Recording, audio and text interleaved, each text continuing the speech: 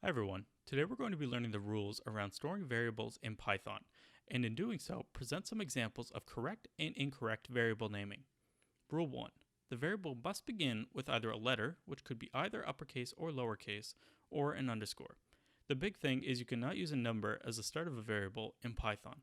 As you can see here, there's no problem with the first three variables we have entered as they're all valid. However, once we add the fourth variable, which begins with a number, we will be returned a syntax error, which we will discuss further in the next video. As we have talked about in the previous video, the quotation marks around our newly stored variable value is to tell Python that the variable is a string and not a number. To store a number, we do not need the quotation marks. Rule 2. Variables are case sensitive. As you can see here, I have two variables that are basically the same. However, the first letter on the second variable is capitalized, which makes the two variables completely different. We can confirm this by simply printing both variables to the console and confirming that they are not the same. Rule 3. Like many programming languages, there are certain words that cannot be used as variables as Python already has something assigned to them. These are called keywords, and there are 33 of them in Python. Some of these words include break, if, function, etc.